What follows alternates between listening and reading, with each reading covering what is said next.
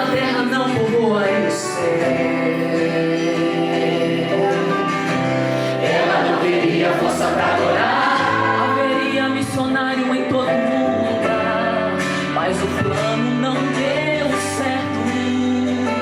Não. Tentaram nos calar, matando alguns irmãos, mas nada adiantou, surgiram mais.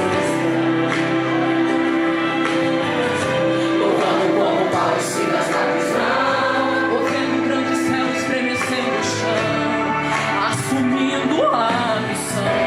O plano do Senhor é o que prevaleceu. Há quase 2000 anos a igreja só cresceu.